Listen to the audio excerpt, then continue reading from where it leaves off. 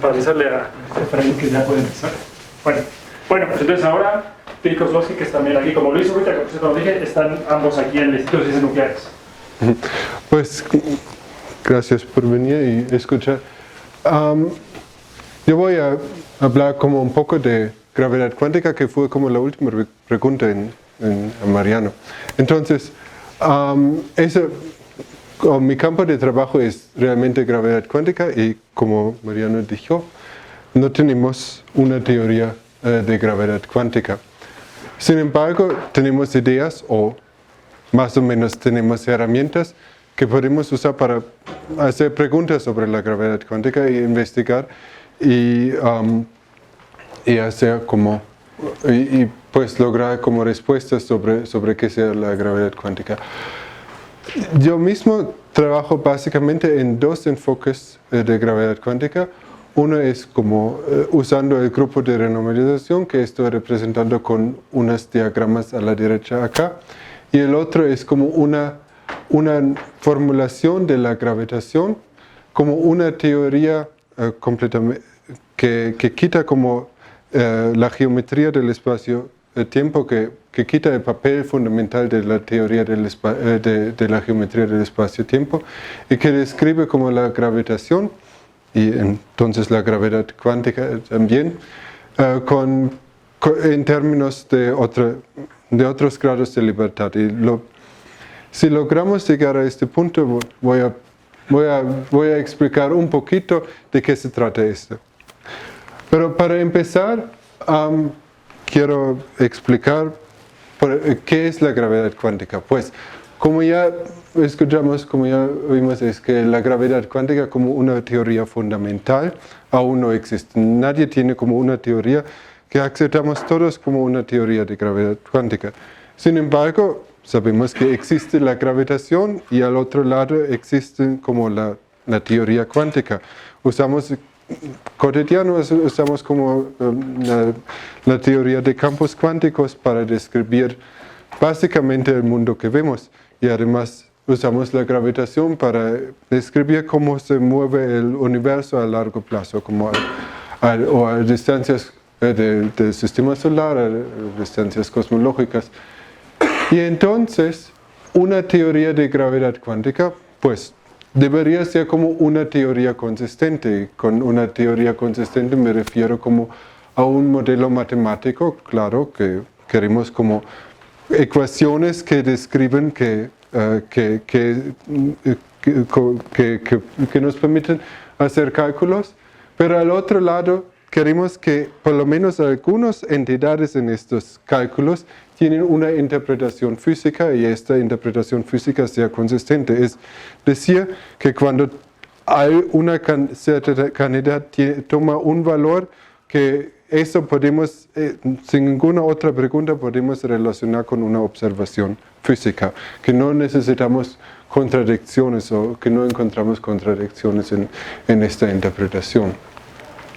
Y entonces, claro que de una teoría de gravedad cuántica pedimos que tenga como un límite clásico que esté bien descrito por la relatividad general, porque la relatividad general es la teoría que describe la gravitación como la conocemos, como en el sistema solar y hasta distancias cosmológicas, hasta ondas gravitacionales que observamos en los últimos años, últimos 1,5 años.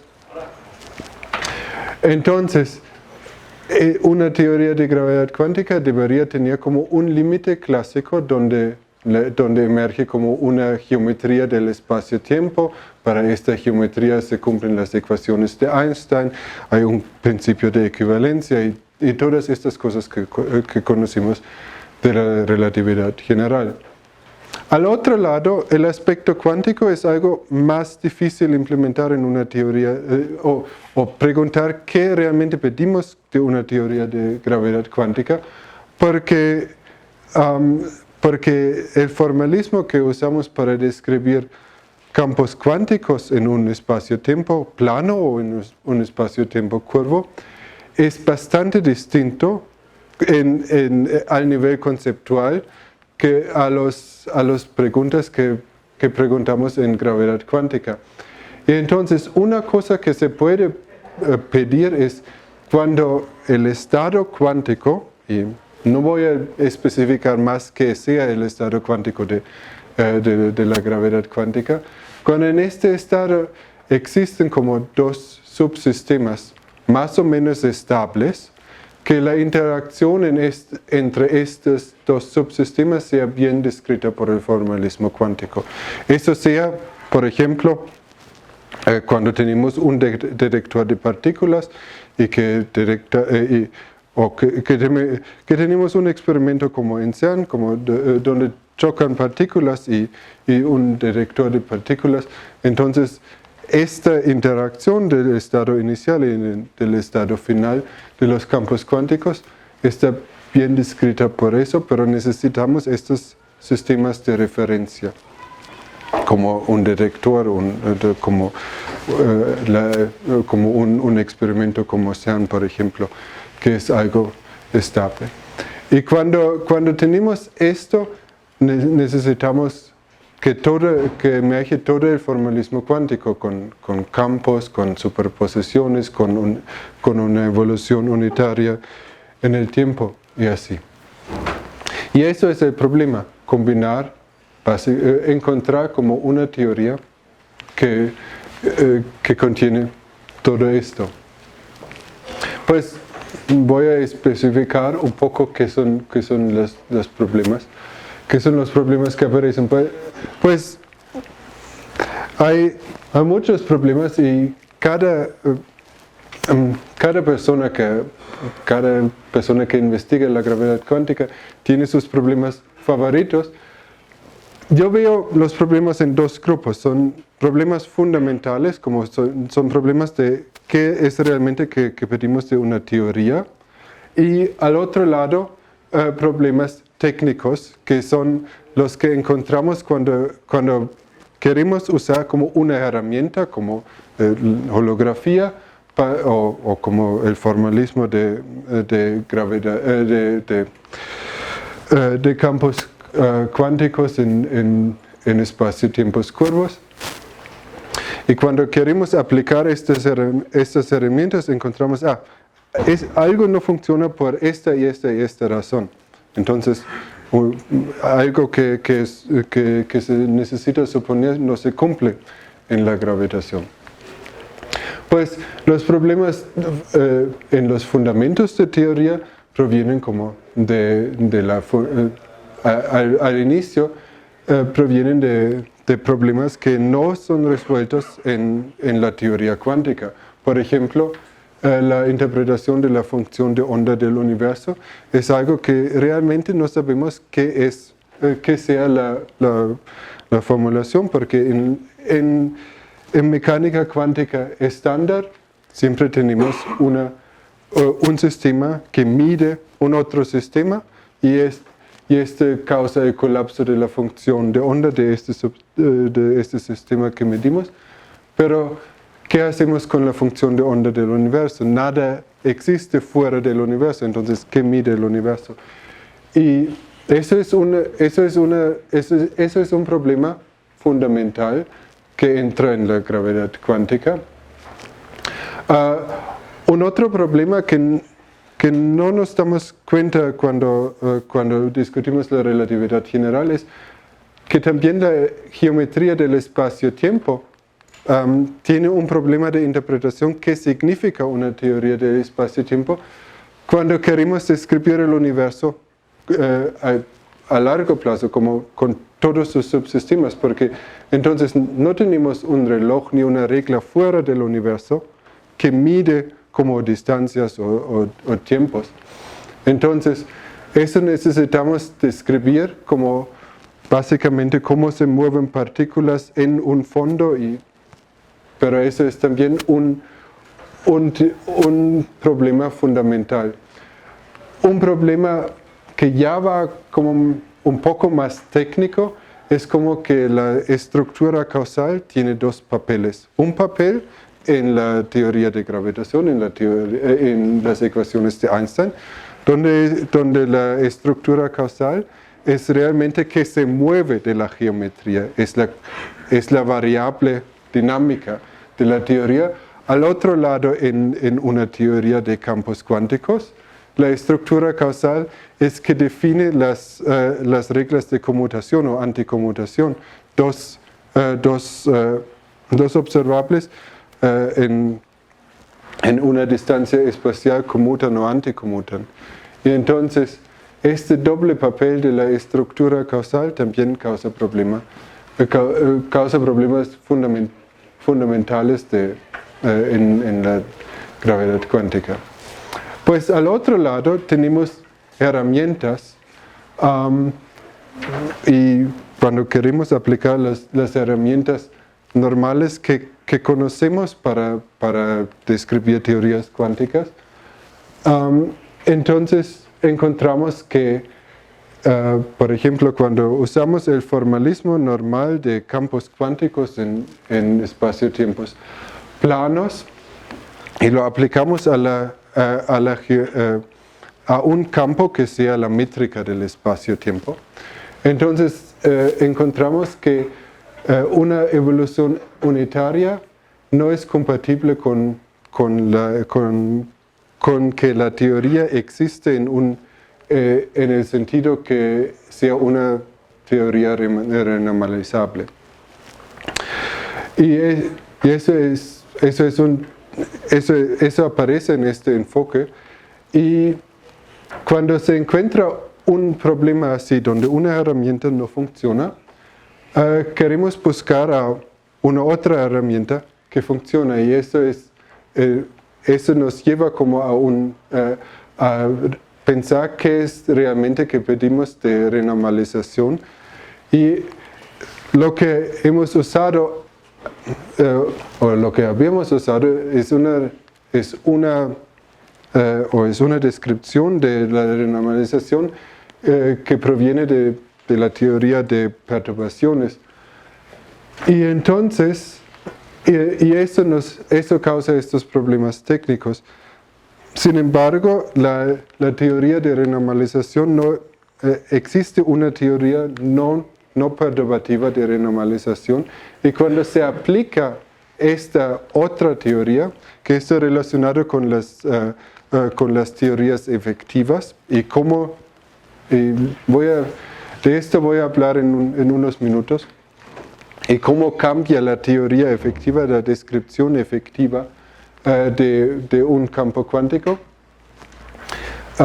cuando cambiamos la escala de observaciones. Eso nos lleva a una noción de renormalización no perturbativo, y de este aspecto, de esta perspectiva, proviene el enfoque de Asymptotic Safety, que es un programa grande que usa una cierta herramienta, el grupo de renormalización, para investigar teorías o candidatos de teorías de gravedad cuántica. Hay otros más, por ejemplo, que conocemos cuando queremos una teoría cuántica, queremos una álgebra de operadores que describen las observables de esa teoría.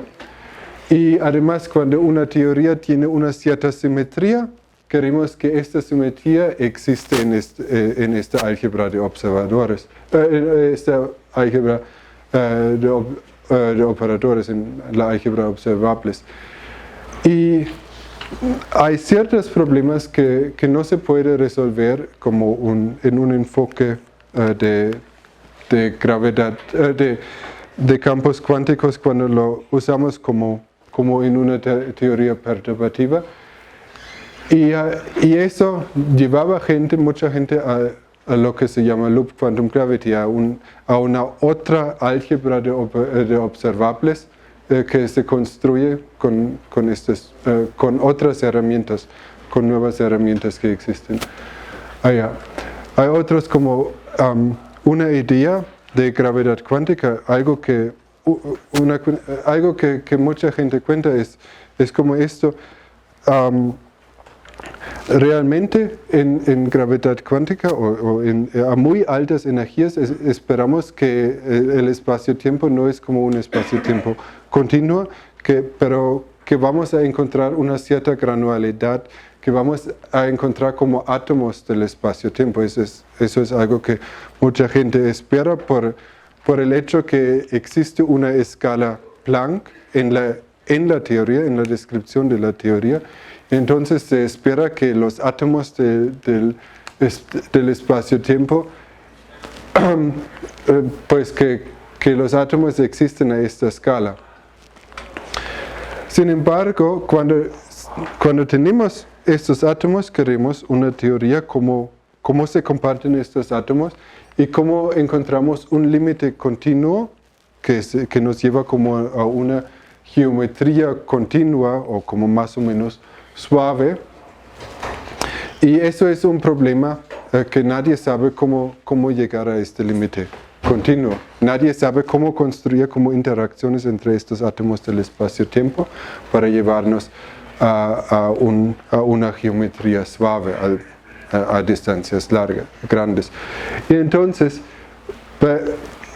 eso es algo muy técnico, pero se encontró hace unos años, hace 5 o 6 años, se encontró que en modelos tensoriales colorados, que se puede resolver unos de estos problemas, no todos, pero unos sí se puede resolver. Y el último que quiero mencionar es de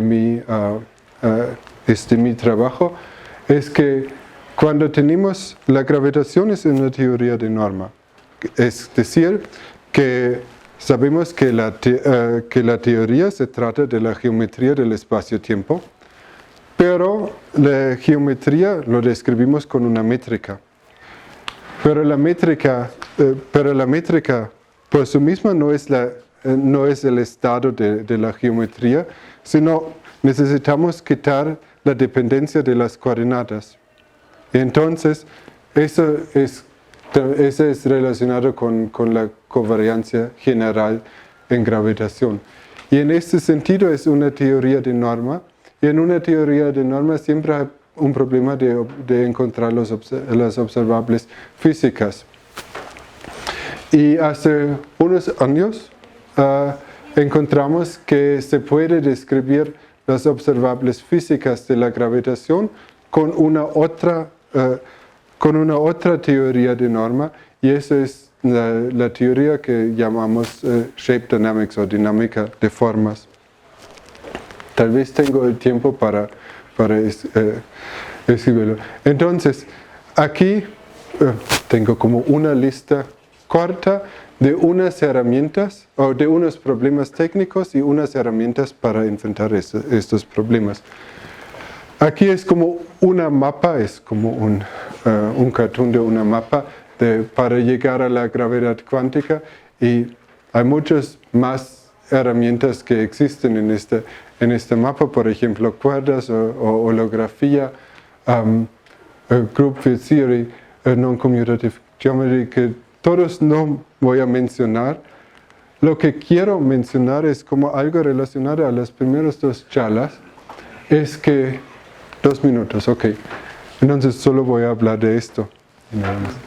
Entonces, este es el grupo de renormalización, y el grupo de renormalización es como la idea es que queremos que por lo menos a cualquier energía, a cualquier escala, queremos una teoría efectiva para describir la física.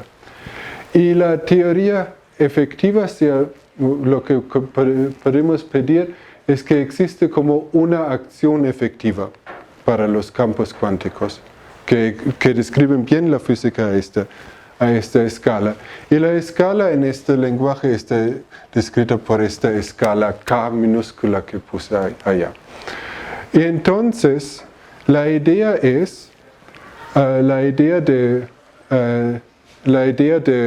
del grupo de renormalización es estudiar cómo cambia esta teoría efectiva o esta acción efectiva cuando cambiamos la escala de las observaciones, cuando cambiamos la escala K. Entonces, cuando tenemos una teoría fundamental, tendríamos como una trayectoria para cualquier valor de K. para cualquier escala tenemos una teoría efectiva.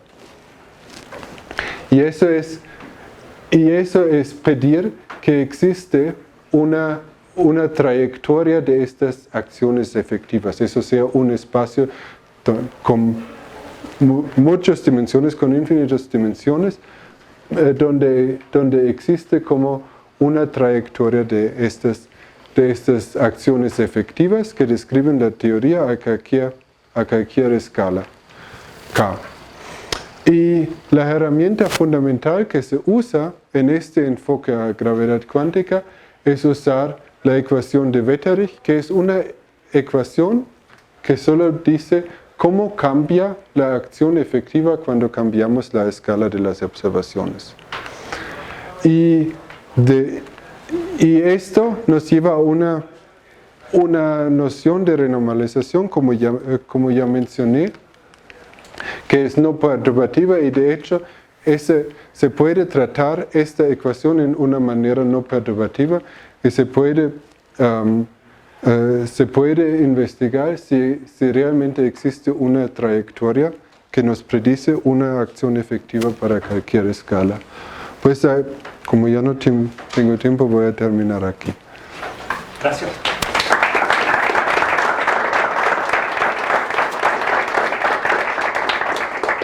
¿Preguntas para ti? Cuando mencionaste los problemas técnicos que tenías, mencionaste de límites continuos en modelos de geometría discretas. ¿Te refieres a una cuantización como del espacio-tiempo y buscas un límite para llegar a un espacio-tiempo continuo? Sí, la idea es la siguiente, y lo voy a dibujar en 2 dimensiones porque es más fácil. Digamos que tengamos como unos átomos de la geometría que sean estas plaquetas que tengo aquí. Entonces, quiero como una interacción entre estas plaquetas que me lleva como a una geometría más o menos suave, que es como algo así. Entonces, cuando tengo algo como regular así y lo veo de una cierta distancia, parece a una geometría suave. Resulta que la mayoría de las acciones o los factores de Boltzmann que puedo calcular con una acción nos lleva a geometrías que no se ven así, sino a algo donde se pega este lado a este lado y como este lado a este lado, por ejemplo. Donde los factores de Boltzmann son algo que causa como ya con una sola plaqueta como un toro. Cuando pegamos este lado a este y este a este. O cuando tenemos 2 plaquetas que las plaquetas se pegan en una manera muy extraña. Como ¿Cuando te refieres a plaquetas, te refieres como estos sean como los átomos del espacio-tiempo en 2 dimensiones. De hecho, los cálculos se hacen en 2 dimensiones euclidianas. Ni nos tomamos en cuenta que existe como una estructura causal. Pero en 2 dimensiones sí se sabe cuáles acciones existen que permiten como una descripción efectiva en términos de una geometría suave. Y la pregunta es, ¿cómo se puede generalizar estos efectos en dimensiones más altas? Y resulta que eso es mucho más complicado que en 2 dimensiones porque básicamente la geometría y topología se condicionan mucho en 2 dimensiones, es algo que no pasa en dimensiones más altas. Y entonces por eso mencioné modelos tensoriales colorados, porque los colores en los modelos tensoriales resuelven unos de estos problemas de que se pegan en una manera que no tiene una interpretación geométrica. Otros no resuelven, y de hecho es como un campo abierto, y hay mucha gente que trabaja ahora mismo en estos modelos. Además, quiero mencionar que también estos modelos tienen algo que ver con holografía, porque en 0 más 1 dimensiones, estos mismos modelos tensoriales tienen un dual geométrico y es algo que también investigan con esto. ¿Más preguntas para ti? Yo tengo una pregunta. Ahí en el dibujito que hiciste, o sea, dices que son como átomos de espacio-tiempo. Esto sí. Y por ejemplo, en esos átomos, por ejemplo, la trayectoria de la luz o de un fotón que se iría aprendiendo. Ok. En este, lo que mencioné, pero lo que debería haber dicho es que esa es como una geometría euclidiana. Entonces, no tenemos como una estructura causal, no tenemos como curvas nulas y esto en esta teoría. Sin embargo, tenemos como una métrica efectiva y tenemos heurísticas con respecto a esta métrica. Entonces, existe como una noción de geometría, pero no es una geometría lorentziana en este sentido. Pero, por ejemplo, ahí es que los cuadritos, por ejemplo, que haya curvaturas que se fueran... En general, la verdad es que los detalles de la geometría intrínseca de estas plaquetas no importa para el límite continuo. Cuando tomamos el límite donde el tamaño de un lado va por 0, pero cuando consideramos como muchas plaquetas, el efecto de muchas plaquetas, la geometría intrínseca de una sola plaqueta no importa, solo como el comportamiento, como el colectivo, como la respuesta colectiva de todas las plaquetas importa. ¿Una pregunta más para ti? ¿Qué tan esencial crees que sería resolver primero los problemas fundamentales como el problema de la medición antes de construir una teoría de verdad? Yo pienso que eso va mano a mano. Yo no creo que existe... Yo creo que se necesita por lo menos tomarse en cuenta que existen estos problemas y que por lo menos necesitamos pensar en cómo se puede resolver estos problemas en una teoría de gravedad cuántica. Tal vez no lo resolvamos completamente, pero que tenemos una estrategia para estos problemas. Y pues mi respuesta más personal es que creo que estos dos problemas son tan fundamentales que necesitamos construir una teoría que resuelva estos dos problemas por su construcción. Pero eso es mi enfoque personal que no mencioné. Si hubiera tenido como más tiempo lo habría mencionado. Bueno, damos las gracias a...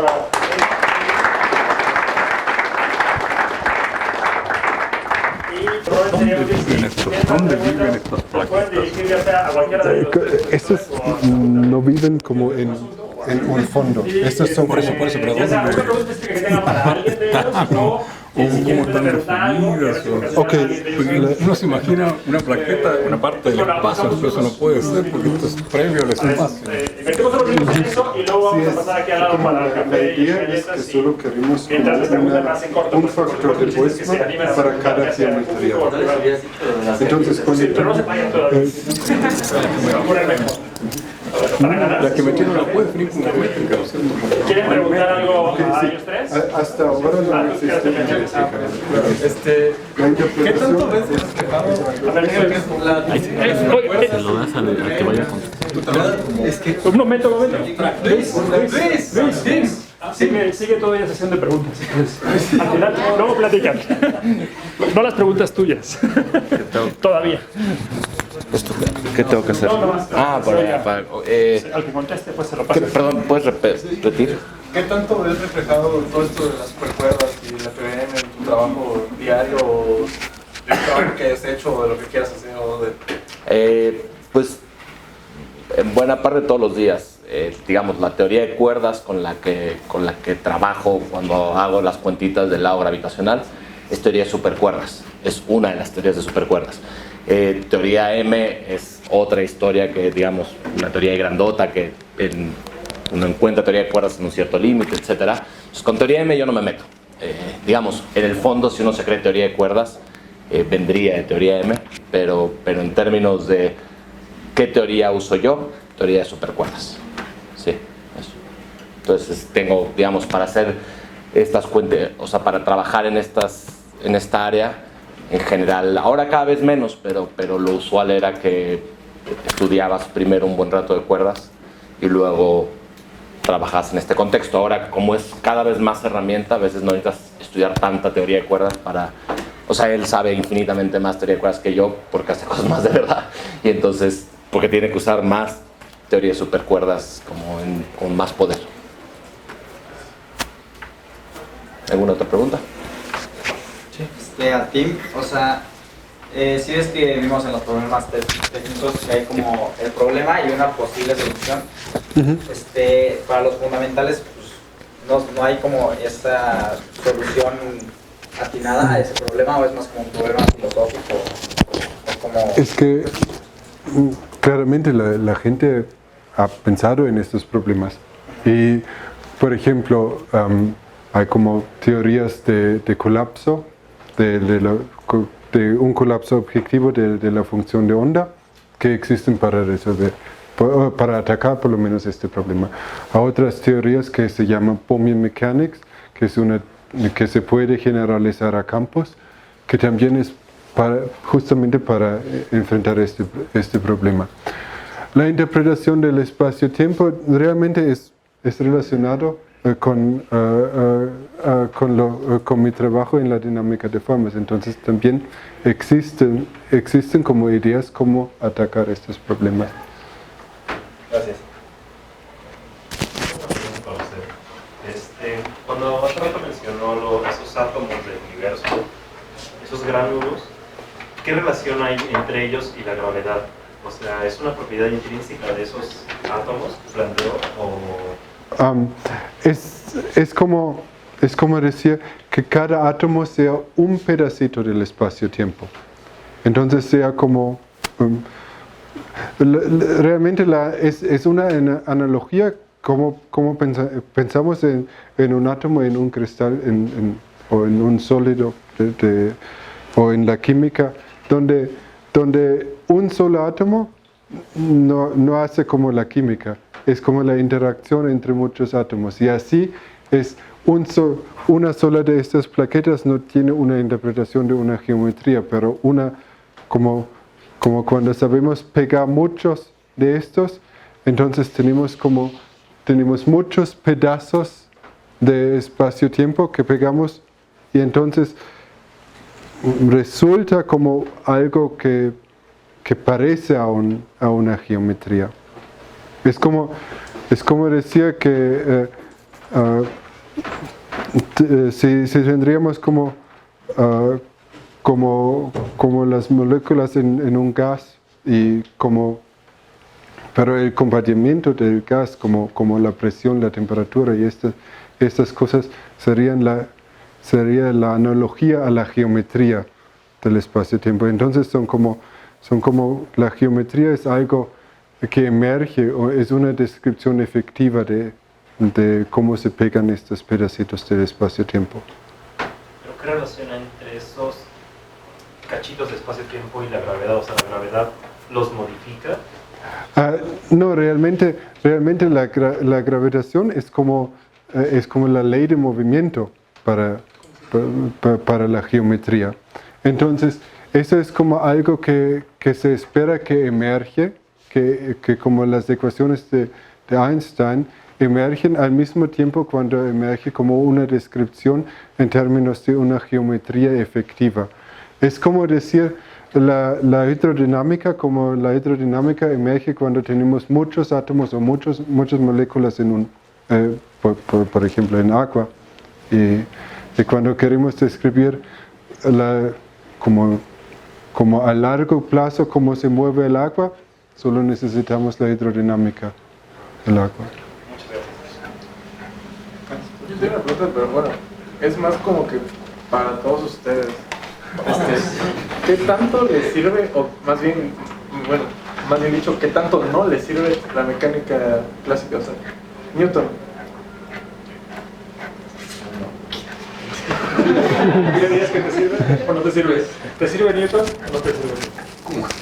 Depende de dónde, no sé, en qué nivel, si quieres calcular cosas a nivel macroscópico, sí te sirve, ¿no? O sea, no entiendo la pregunta, o sea, tú dices, ¿dónde es útil la mecánica clásica? O sea, no entiendo eso, si sirve o no sirve, ¿qué quieres decir con eso?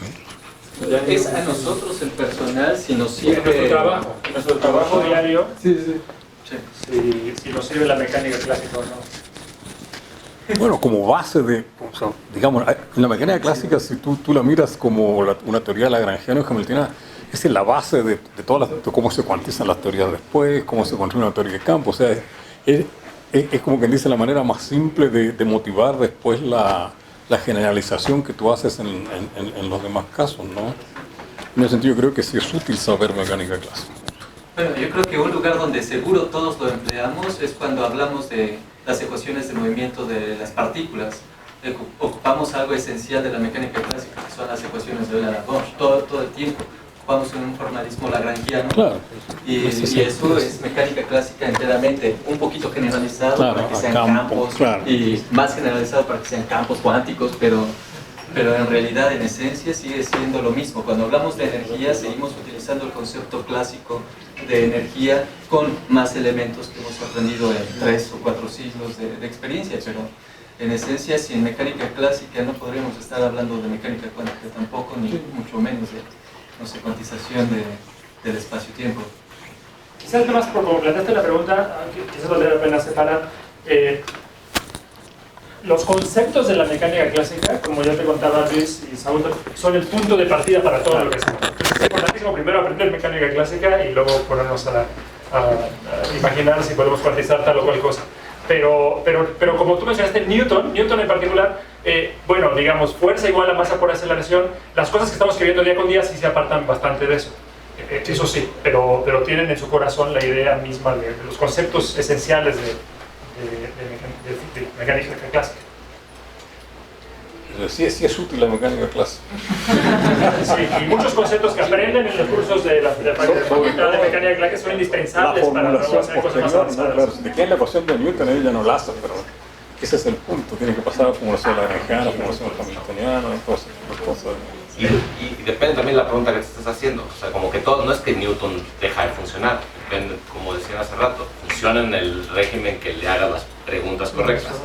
Entonces, si sales de ahí, bueno, claro, deja de funcionar, pero más te vale que, por ejemplo, algunas de las cosas que estudiamos, no todo es tan fantástico. Y entonces, si tiras la pelota por el plano inclinado, pues que se comporte así, no necesitas cuerdas para estudiar eso. Un par de preguntas más, antes de que hagan ya preguntas en corto. Sí, sobre los átomos del espacio-tiempo, ¿en qué orden de magnitud se están pensando? De hecho, hay dos ideas.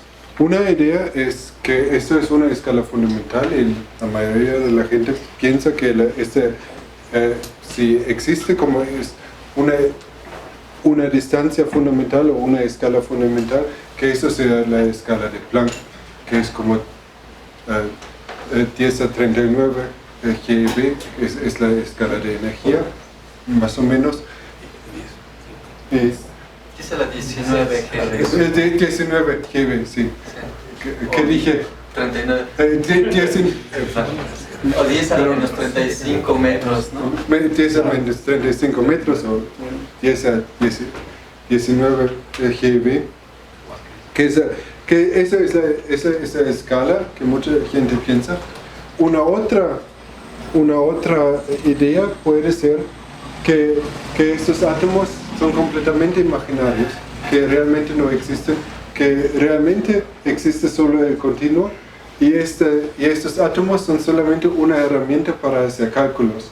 Entonces la escala de estos átomos no existe, solamente lo usamos para hacer cálculos y al final del cálculo tomamos el tamaño de estos átomos a cero, en un límite. Y entonces, bueno, se procede discretizando como la métrica en la que trabajan. En una cierta manera no es directamente así, pero en una cierta manera es una discreción de la métrica, sí. La última pregunta ahorita colectiva, pero por supuesto nos esperas a preguntar más. Para ti, en cuanto a un problema fundamental de la gravedad cuántica, y también me gustaría escuchar la opinión de los demás si quieren decir algo. Ya que se llegara a resolver, por ejemplo, el problema de la interpretación de la geometría del espacio-tiempo, ¿en qué no se funcionaría o cuáles son las ventajas de resolver ese problema en cuanto a un mejor entendimiento del universo o cómo funciona?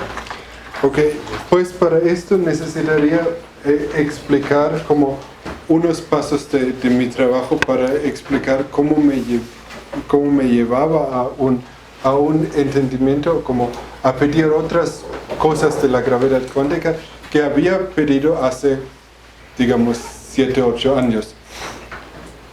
Entonces es como un proceso de aprendizaje. Es decir, que nosotros, como en la física teórica, siempre hacemos las cosas más fáciles, más sencillas que podemos imaginar. Y usamos las herramientas que ya conocemos. Pero cuando se esfuerza y se piensa, eso no funciona por esta razón, y pensamos, ¿cómo podemos encontrar como una solución para este problemita que existe acá?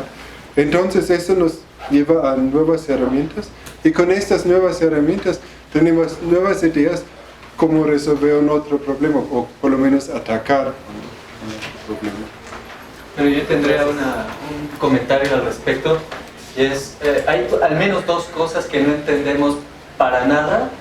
La gravedad, yo la llamo clásica también, la gravedad relativista, la gravedad de Einstein, y son las singularidades, los dos tipos de singularidades: el inicio del universo, que creemos que es un tipo de singularidad, y otra singularidad es, por ejemplo, la que suponemos está en el centro, en el corazón de los agujeros negros. No tenemos la menor idea de qué diablos está pasando ahí. Sabemos simplemente que, como cuando hacemos en la calculadora 1 entre 0, nos da un error la teoría. O sea, eso es lo que nos da la teoría.